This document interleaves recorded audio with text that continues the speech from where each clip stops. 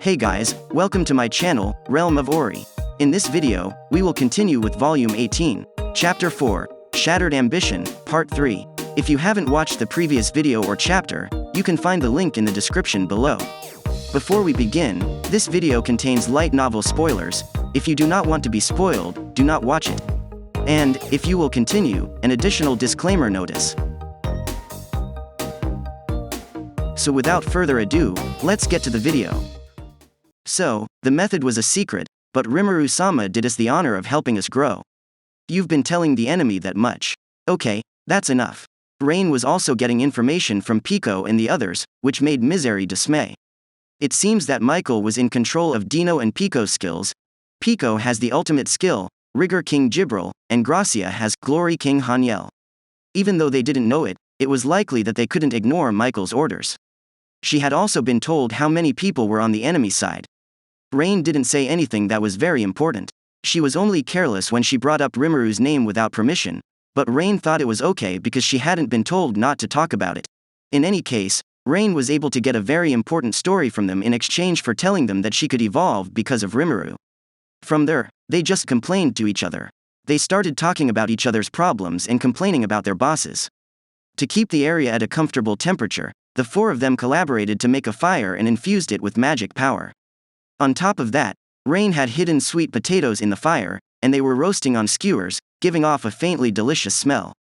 This is great for cold weather. No, you're not going to do that. Well, let's not be so formal, Misery-san. I think it's okay, don't you? Gracia, all you want to do is drink, don't you? I'd like to, too, so I won't stop you. Yes, Misery, you are right. People often drink to make up after a fight. That's called common sense. When did we even fight? Misery was the only person who could step in, though. With 3 against 1, she really didn't have a chance, so Misery had to give up. So, the inside of the igloo ended up looking like a women's club. As the battle went on outside, the girls continued to talk quietly about what they thought. Leon sat down on his throne. Peace was no longer possible. The front door was broken down with a loud bang. The big door that led to the room for the audience broke into pieces that flew around like dust. And with pride, the intruder walked out of the dust. Ho ho ho ho. Hello, everyone. I'm Footman, by the way. Footman the angry Pierrot in the moderate clown troupe. Pleasure to meet you. Leon had already met this fool. He was now thinking about a business partner with whom he had made a deal. This made him think about how stupid he had been. When he had met him before, he had felt a certain power from him, but not now. He sensed a strange power. But Footman's real goal bothered him. If he wanted to catch Leon, he would have to work with others. The enemy's forces must have outnumbered ours. But I don't understand. What's on his mind? If he goes and helps the other people, he could change the way the war is going. You came here by yourself and think you'll get out of here alive? Alrose is yelling. Claude keeps one hand on his sword and is always ready to protect Leon. Leon wonders. This Footman must be used for something else, or... Just as he was thinking about that, a woman walked into the audience room through the broken door. Ah, Demon Lord Leon, here you are. Don't you remember me? Her eyes were a mysterious shade of indigo, and they were fixed on Leon. Since I've changed how I look, it might be better to say, nice to meet you. I am Kagali. I am the chairman of the moderate clown troupe. I have a grudge against you because you killed me, so I guess I'll have to take care of you myself. Without a doubt, it was Kagali. She talked a little too much when she greeted him. Then, after Kagali, 2 clowns came in one after the other. My name is Tear the moderate clown troupe's teardrop. I hate being sad. All of Kagali-sama's enemies will be killed by me. I'm Laplace the Wonder Pierrot, the vice chairman of the moderate clown troupe. Alright, everyone. Today is a beautiful day, but that doesn't matter to me. I was told to run here as quickly as you can, and now I'm very tired. And it looks like we're in big trouble. I feel like I want to go home. When the clowns were done talking, the last one came out. A young boy with a brave smile on his face and a black imperial military uniform on. It was Yuki Kagarizaka, who was still in Michael's control. Hey, it looks like I'm the last person. Apparently, my name is Yuki. You're Demon Lord Leon, aren't you?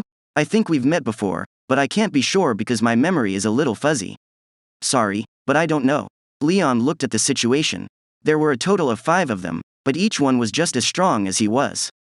No, they didn't seem to have that much strength. Since there were more of them than of him, the situation was getting worse. Leon couldn't decide if he should act or not. He might have been able to beat at least one of them, but now wasn't the time to try hard. If he couldn't win, he should have left, and he could have. But Leon was also confused because he saw reason in Kagali's eyes, not madness. Rimuru had told him that Kagali was Kazarium, the demon lord. Though he had practically forgotten about her, he was still able to recall her maddening eyes. Kagali would say that she was jealous, but Leon saw a terrifying look in her eyes. But now, those eyes were as beautiful as lapis lazuli. She's not a totally different person. So, something else may be going on. And does that mean there's room to talk? Even though things were bad, Leon understood how the other person felt. Demon Lord Leon, you are not only to blame for Kazarium-sama's destruction, but also for the death of our brother and friend Clayman, the crazy clown. I won't make it easy on you. Because I am angry. Yes, you're right, Clayman didn't want to become a demon lord, so he didn't. We sent him out as a backup in case something happened to the chairman because he was the only person qualified for the job. I'm so sorry that things turned out that way. That's so sad, isn't it? But Kagali-sama gave us a chance to get revenge. I'll show you how much I hate you, so stick with me until the end. Then the fighting started. There were 3 people on Leon's side. Kagali's group, on the other hand, had 5. Yuki wasn't moving, though. Tyr went to Aoros, and Claude was matched up against Footman. Only 2 people were left, but Leon would have to take care of them himself. Under normal conditions, they would have lost no matter what. But that wasn't what happened. As Leon pulled out his flame pillar, Kagali hit him with Michael's ruined scepter, which she had borrowed. When the 2 mythical-grade weapons hit each other, shockwaves went through the room. Leon heard a voice in his head at the same time. Are you listening? I want to negotiate. Yes, Leon nodded. Thank you, I've got eyes on me. So, I'm going to act with that in mind. No matter how careful I am, it's never enough. Leon nodded and said, you're right. Both sides fought hard during the conversation, which was like walking a tightrope. Laplace's job, by the way, was to pass on the thoughts. Through the master-slave link between Kagali and Laplace, encrypted messages were sent. Kagali sent the message to Laplace, who then sent it to Leon. Leon's answer was also sent to Kagali through Laplace, who encrypted it and sent it in a secret way. The reason she did it this way was to keep Michael from being able to read her mind. She put up several barriers in her mind because she thought that not all of her thoughts could be read. She was extremely cautious since Kagali was prepared to turn Michael into the enemy. Kagali used to have resentment at Leon, but since she was separated from Michael, she had regained her serenity. Because of this, she thought it would be best to work with Leon. As long as she got to Ramirez's labyrinth, Michael wouldn't be able to watch her. And no matter what, that strange slime would free Kagali and the others. Anyway, didn't you make some kind of emergency connection passageway? I can't use magic to get to the labyrinth, so if there's one, let me use it. There was transfer magic as well, but it was risky. Michael might tighten his control over her if she did something she hadn't planned. She wanted to leave right away and go to the labyrinth.